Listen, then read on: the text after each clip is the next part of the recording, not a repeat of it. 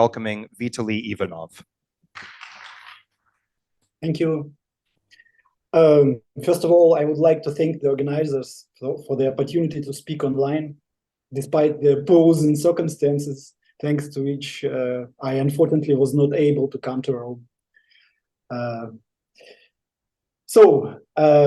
My presentation today is going to be focused on the following problem. How do we typically determine or ought to determine someone's belonging to some learned tradition within scholasticism?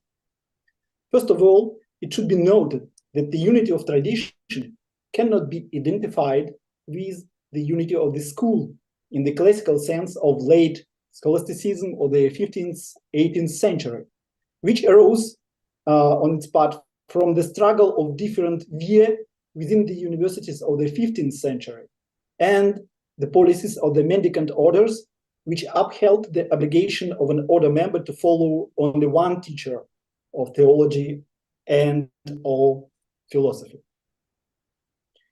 So let's take the circle of early followers of Scotus in the first third of the 14th century. Who belongs to it?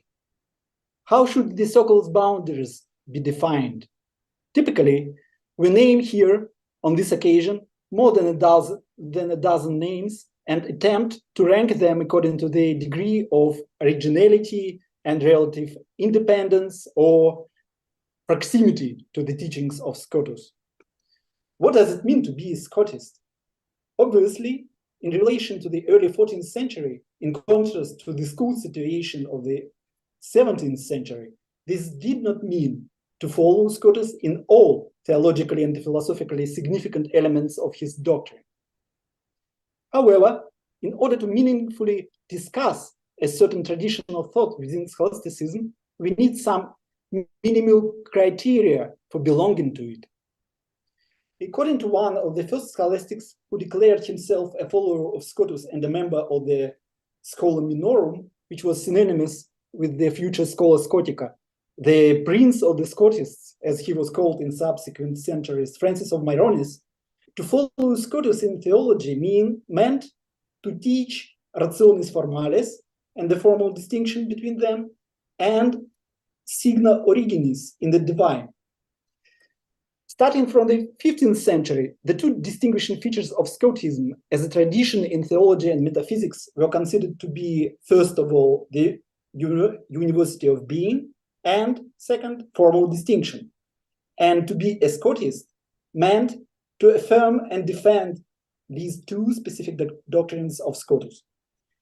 Despite being quite original and independent theologians and philosophers, William of Olmec, Francis of Myronis, Peter Thomist, and Nicholas Bonetus are all considered as followers of Scotus, precisely because they followed Scotus, at least in the theory of the University of Being and in the positing of formal non-identity or distinction.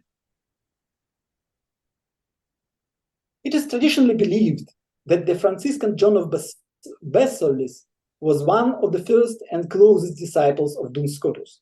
Until now, his name is often called on par with the names of William of Olmec, Francis of Myronis, or Antonius Andrea. If contemporary scholars generally agree that Olmec and Myronis were rather independent and, or to some extent, often critical followers of Scotus, then there is no such consensus regarding Bassolis, primarily for the simple reason that very few people have studied his work.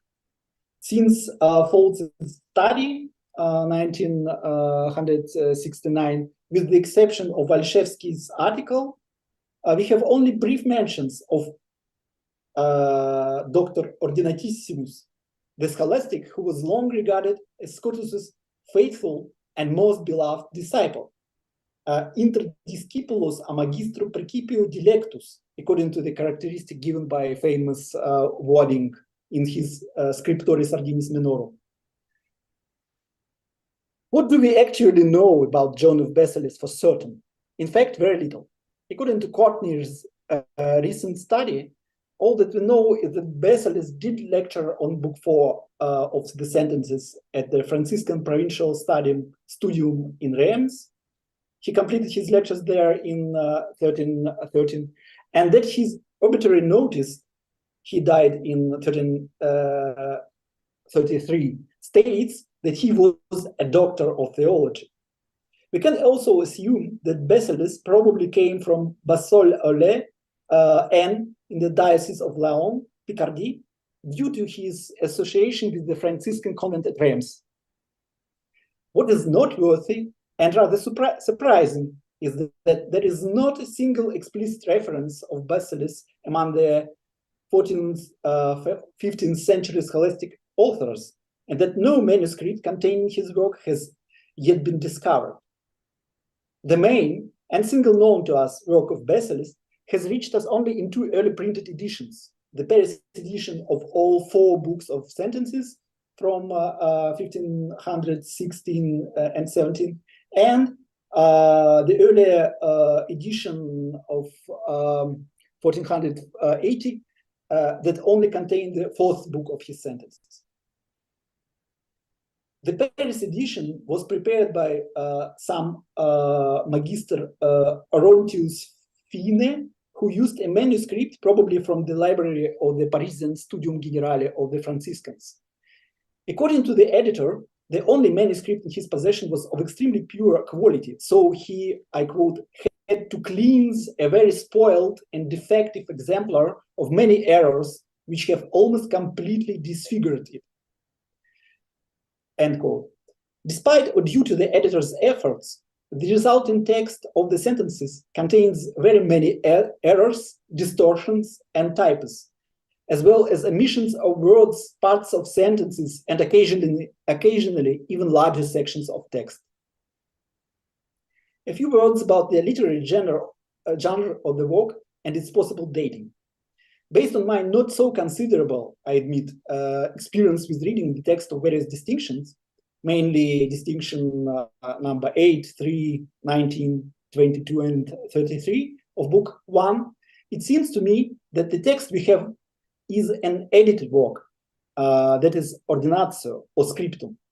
It is not so much the quality of the text, it is poor, as I indicated, but due to the complete absence of manuscripts, we cannot determine whether it was so initially. But rather the large volume of text and great degree of detail in the discussion that confirms, for me at least, the assumption that we are dealing here with ordinatio. Russ Friedman makes a similar assessment.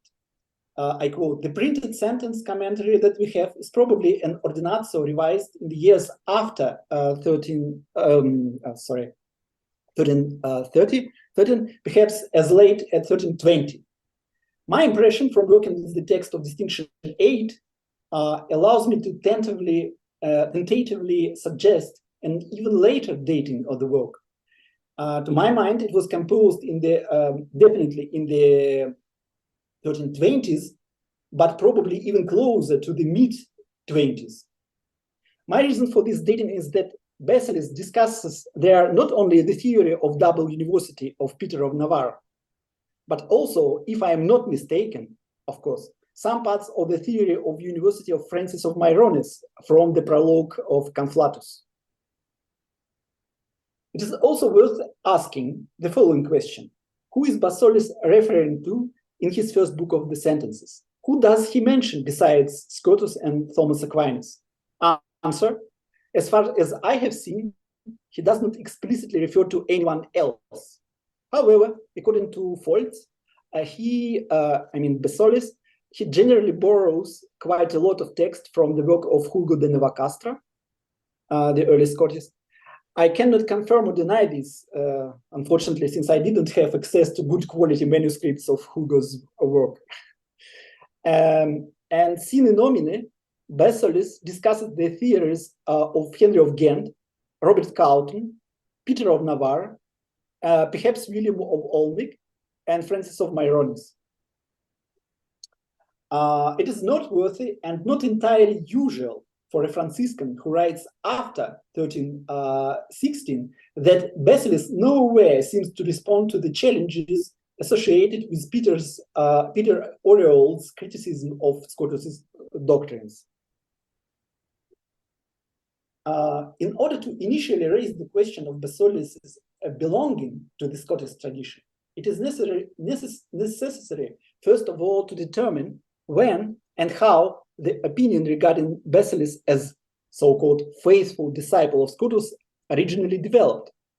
Since, as it seems, Bassolis was a completely unknown figure for scholasticism in the second half of the 14th and in the 15th century, this opinion could not have appeared before the publication of his work.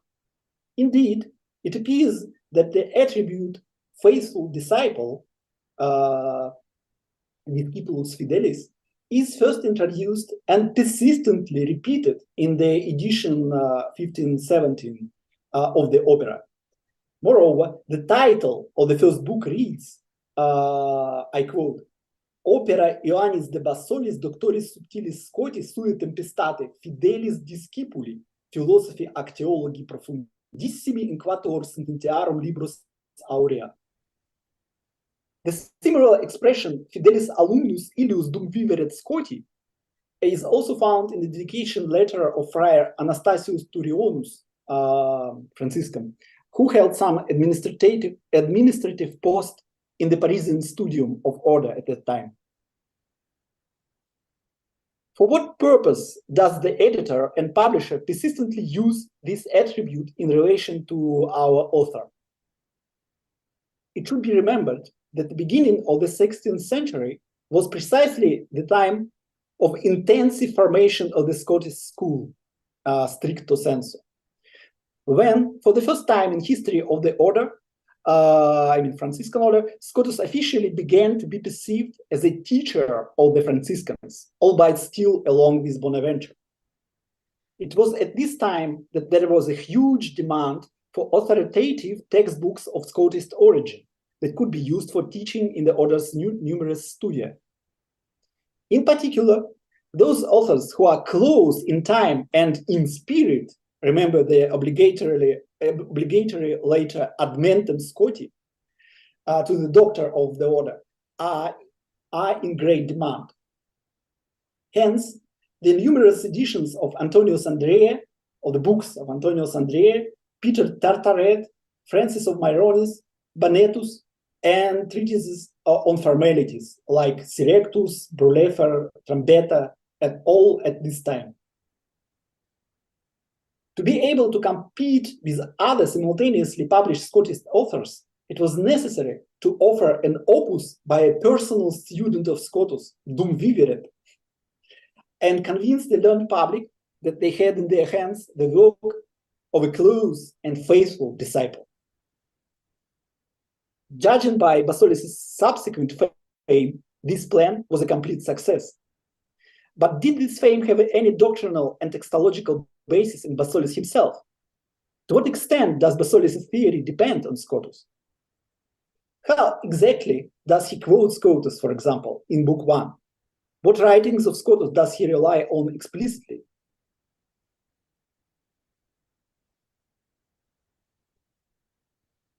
It can be noted first that Bassolis quite rarely explicitly refers to Scotus, although he does so more often than to all other scholastic authors. Secondly, when he mentions Scotus' name, he never calls him Dr. Noster, which was very typical of other early followers of Scotus, for example, Landulf, Caracciolo, or Peter Thomé. Instead, he typically refers to Scotus just Scotus, Dr. Scotus, or Dr. Iste Scotus. When Bassolis explicitly refers to the works of Scotus, most often he mentions quodlibet and ordinatio simply as primum, tertium, and so on. Otherwise, if no specific work of Scotus is mentioned explicitly, Bassolis is usually referring to the Parisian Repartatio. I don't know, but Foltz claims in his dissertation that in the distinctions on Trinitarian theology, which he investigated specifically, for example, Distinctio 4, he discovered a lot of hidden borrowings and parallels, specifically with the text of the Repartatio 1c, manuscript Todi 12. I'm not sure of this. I haven't seen this manuscript.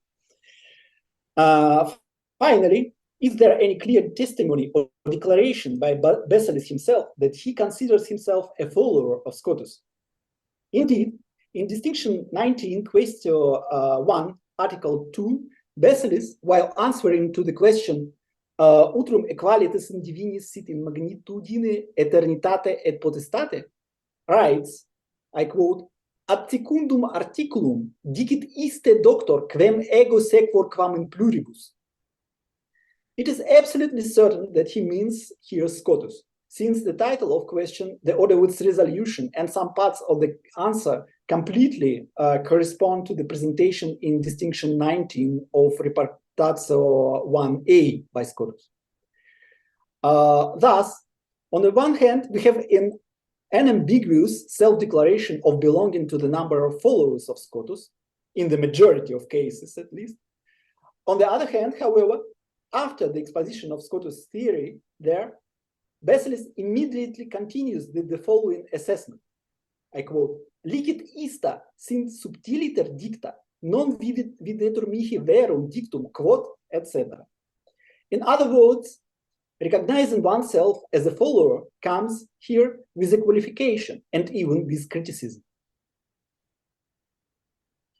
However, as I suggested at the beginning of my report, the question of whether Bassolis actually was a faithful student of Scotus can only be decided on the basis of an examination of how closely he follows Scotus in his discussion of the problem of univocity of being and formal distinction. While Bassolis is generally quite orthodox, to my mind, at least in the doctrine of the formal distinction between divine attributes and personal properties and essence, I mean distinction 22 and 33 of the first book of the sentences. It can be said at margin, we can remark that there is a certain qualification in his way to precisely understand the concept of distinctio, which actually differs from Scotian theory of distinction. But I cannot speak about it more in detail. But as for the second mark of Scotism, Garrett Smith, in his article of recent several years ago, has already noted that Bassolis denies the univocity of being in the classical context of the natural cognoscibility of God, referring to a place in distinction 3 of first book of sentences. However, the genuine discussion of the univocity of being by Bassolis can be found in distinction 8, question 1, article 1 of the first book.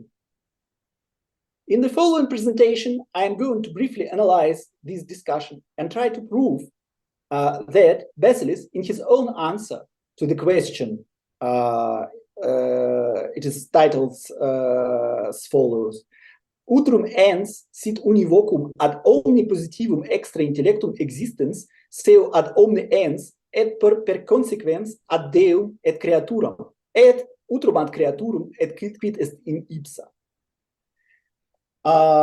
So Bassolis, in his own answer to this question, most likely cannot be qualified as a Scotist at all, even in the broadest sense of this denomination, but is apparently a Gandavista, an adherent of Henry of Ghent.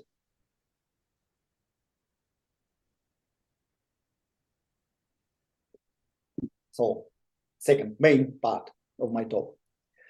The doctrine of the univocity of being by Bassolis occupies the first article of the general theological question 1 in the distinction 8. This question sounds utrum Deus proprie et verissimi sit ens. This first article acts as a kind of long metaphysical prologue to the subsequent theological discussion. The discussion itself in the first article is divided into 3 parts. First, exposition and discussion, partly also refutation simultaneously, of 4 main and 1 additional scholastic opiniones or positions regarding univocity of being. Second, a statement of the author's own opinion on this issue. And third, analysis and answers to rationis opinionum, which were discussed before. It should be noted that Bassolis discusses the opinions of other authors here at great length and in great detail. Perhaps in this question, in terms of length and detail of the exposition of opinions, he almost approaches almost uncomparable huge scriptum of Peter Oriol. Thus, Bassolis discussed 4 main opinions and 1 additional one. I list here. First, opinio communis et solemnis, that is, a traditional opinion of Thomas Aquinas and Henry of Ghent, according to which, I quote the formulation of opinion: ens non est commune equivocum ad omne ens, sed magis analogum. Ita quod analogici significat Deum et creaturum substantiam et accidens. Ita quod Deum primo et creaturum secundario, substantiam etiam prius et accidens posterius. Ita quod nullum conceptum unum communem dicit Deo et creaturi et substantia et accidenti. End quote. This means being is neither an equivocal term nor it is an univocal concept, but it signifies everything analogically. It is per prius et posterius. Now, the second, opinio alia or secunda, in its 2 parts.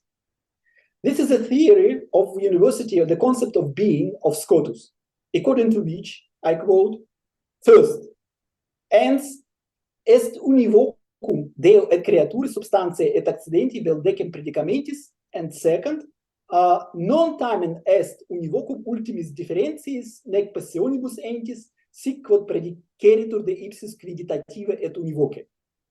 This is a famous structure of Scotian theory of Univocity, analyzed firstly, I think, by Stephen Dumont, and then by many others. First of all, proof of the Univocity of the concept of being in regard to God and creature and 10 categories. And second, the scope of the Univocity and problem of predication of being. Additionally, Bassolis briefly discusses and refutes here some kind of variation of Scotian theory concerning specifically the second part of it. This is an opinio or salutio de univocatione entis od totius conceptus, which, as I think, most likely belongs to Olmwig, William of Olmwig. This opinion states, I quote, ens est univocum ad omnia entia, quia ens dicit totum conceptum cuius libit entis. This opinion cannot be confused with the opinion of Peter Oriol. This cannot belong to Oriol, since Bassolis nowhere in the discussion notes that the concept of being here meant is one through confusion. On the contrary, from his presentation and criticism, it follows that it is a distinct concept. And this does mean that it cannot be Peter Oriol.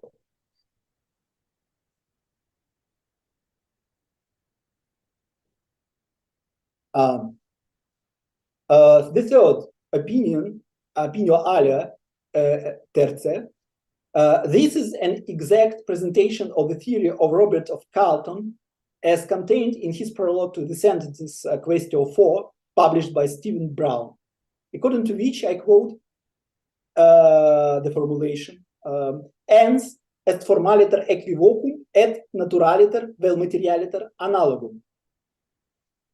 This opinion belongs to the so-called English logical tradition, analyzed in the many articles of Silvia Donati, and it was held, for example, by Duns Scotus himself in his own early logical questions, before Lectura and De Anima Quaestio 21.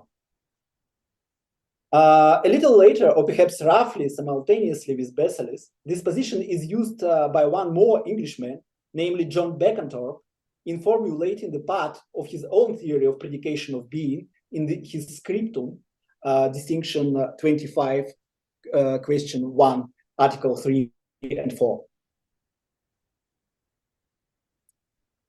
And the last, opinio quarta, seu alius modus dicendi, de duplici modo univocationis entis.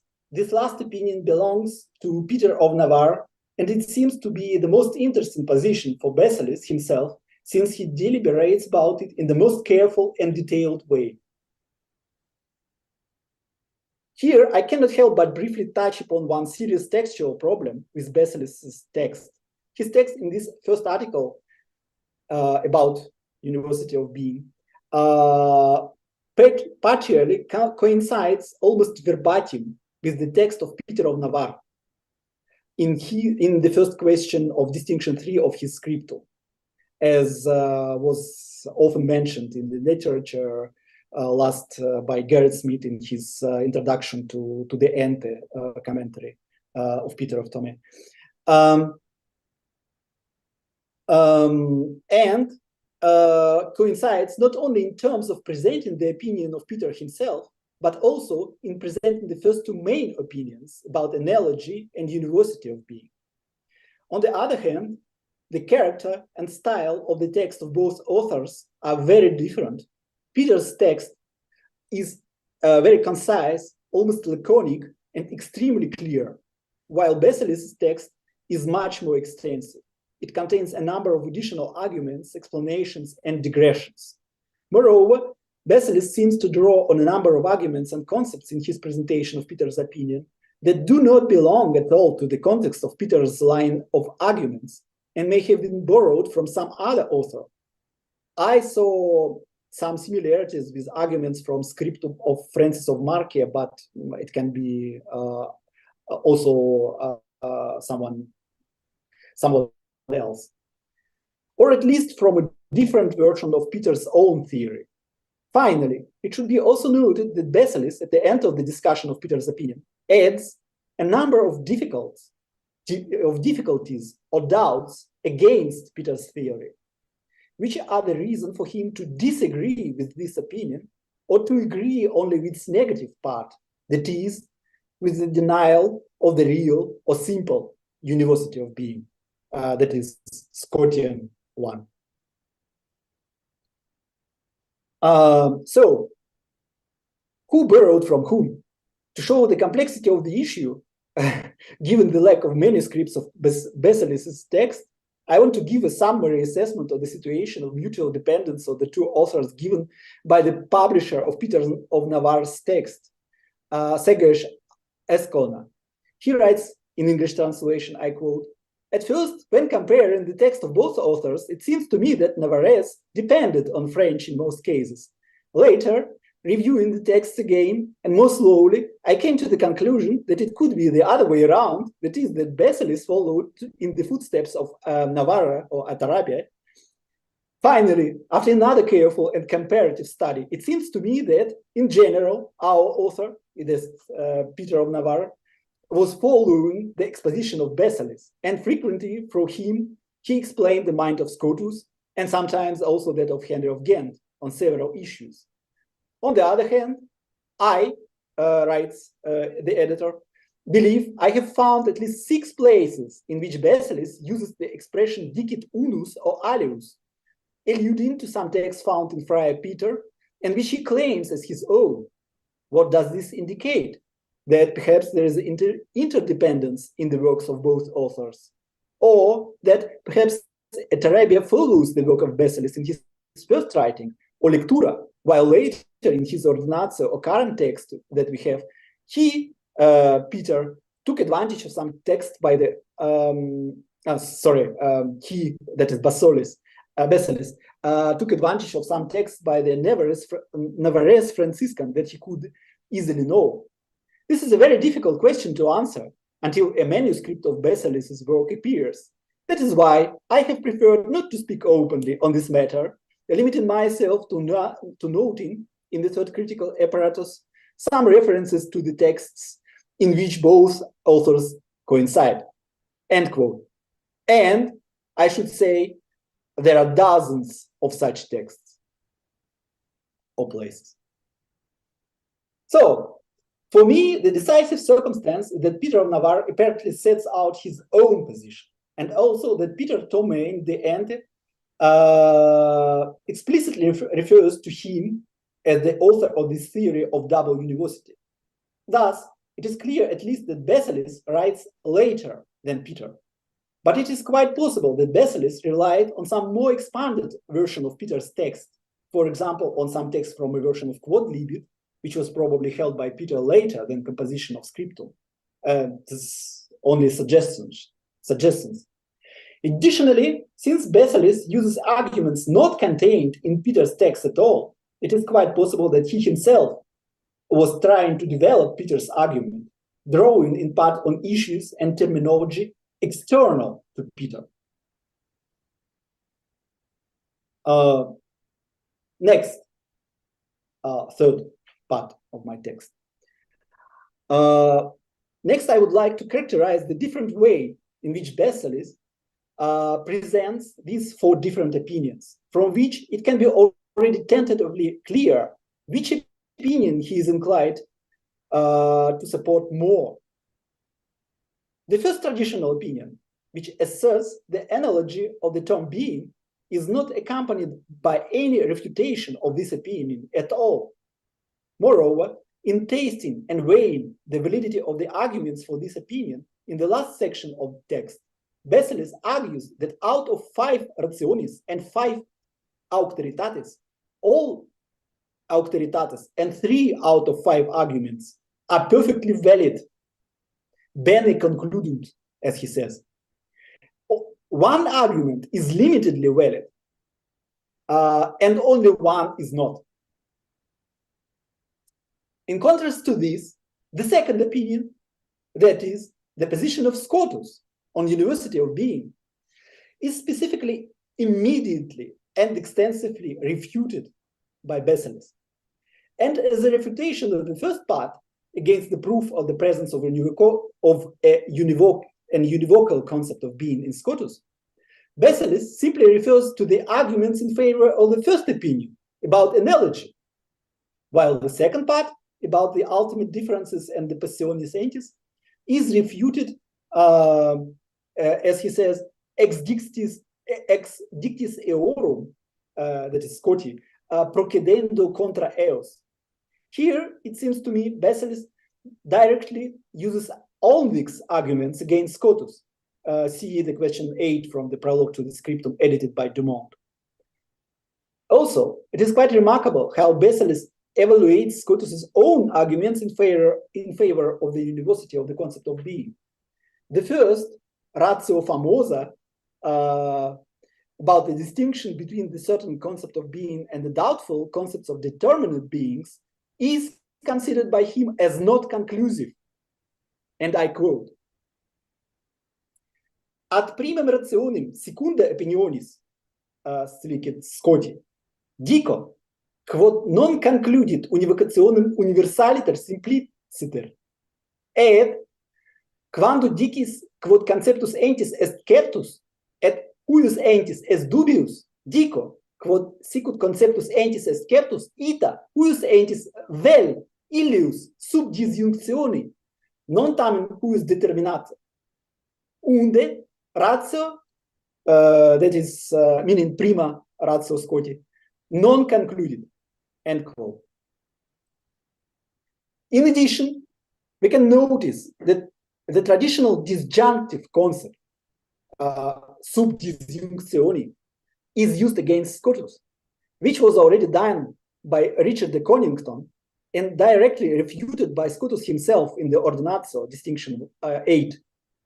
Thus, this Scottian Achilles of arguments, so to speak, runs into a completely traditional obstacle here.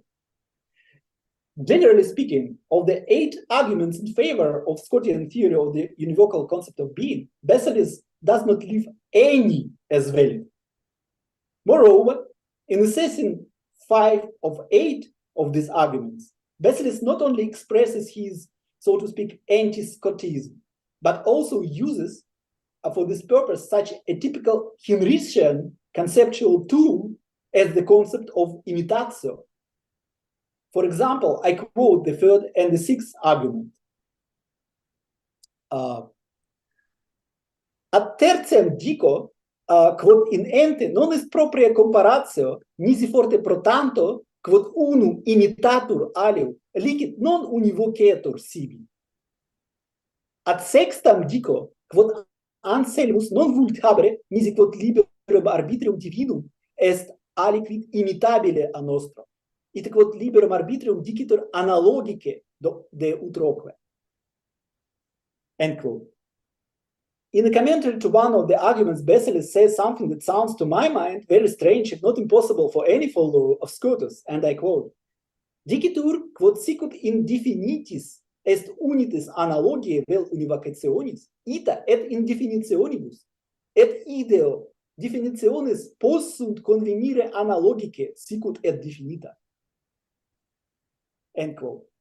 The only Scotian argument that Bassolis allows as valid is the argument about the impossibility of complete predication of being, of differentia ultima. However, he immediately adds here too, and I quote, Immo dico quod idem concludut de quibus cumque differentiis, quia se totis distinguntur, etc. The third opinion, the opinion of Robert Carlton, is refuted by Bassolis only and only in that part of it that does not allow analogy in concepts, conceptual analogy. And lastly, the opinion of Peter of Navarre is presented and criticized by Bassolis separately and in detail. According to Peter, there is a double mode of univocity of being. I quote, this is rather longer citation.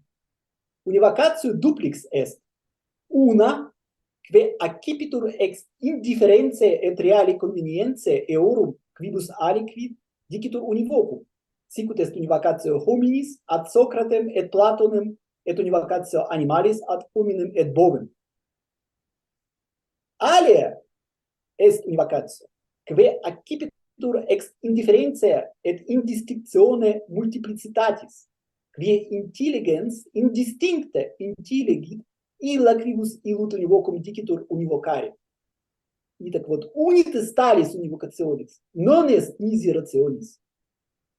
Sicut et univocatio aliquis hominis ad Socratem et Platonem. Aliquis homo non accipitur ex differentiis individualibus, quia iste se totis realiter distinguuntur et in nullo conveniunt. Sed accipitur ex unitate et indivisioni conceptus vel actus concipiendi, quo indistincte concipiuntur Socrates et Plato. End quote. To my mind, it is very important that while describing the second, so to say, conceptual or rational univocity, Bassolis still implies some real foundation for the unity, here he implies, for the unity of the act of understanding. Unlike Peter, Bassolis doesn't at all believe that intellect alone can guarantee some kind of unity of univocity without some foundation in the conceived things.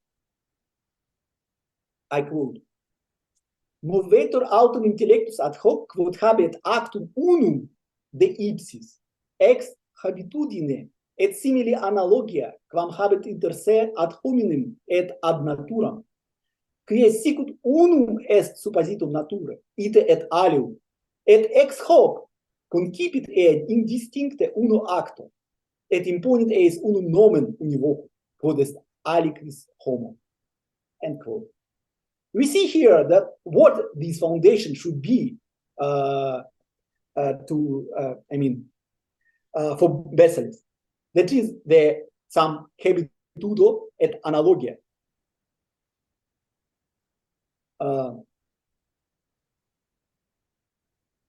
As far as I understand, Bassolis is attracted to Peter's position by the same thing that made it attractive to many other followers of Scotus. The possibility to reconcile, concordare, the two main positions in post-Scotian metaphysics, the view of analogy and the Univocity of being. Peter argues that being is not univocal, but by real univocity, which presupposes some unity in things. Naturally, Bassolis adds here that being is analogical in re immediately. But Peter means that it is a univocal concept, but hence is univocal conceptually or rationally, by second mode of univocity ex modo concipiendi. It was precisely this second univocity of being that, in Peter's opinion, should have been sufficient to preserve the contradiction, the first complex principle of our knowledge, and the unity of the middle term in the syllogism, and therefore science as such. I quote, Thales, this is the presentation of Bassolis of the opinion of Peter.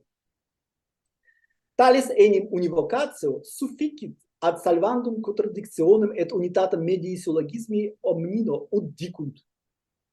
End quote.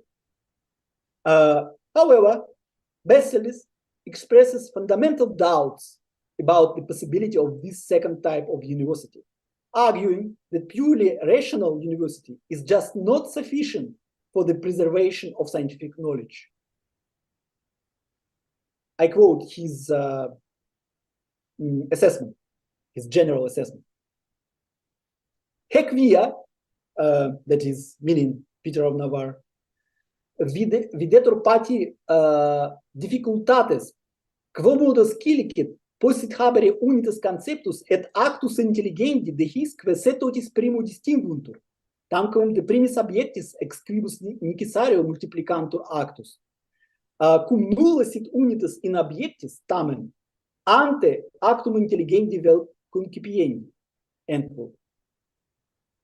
Bassolis presents at least 6 significant objections to the possibility of this second mode of univocity.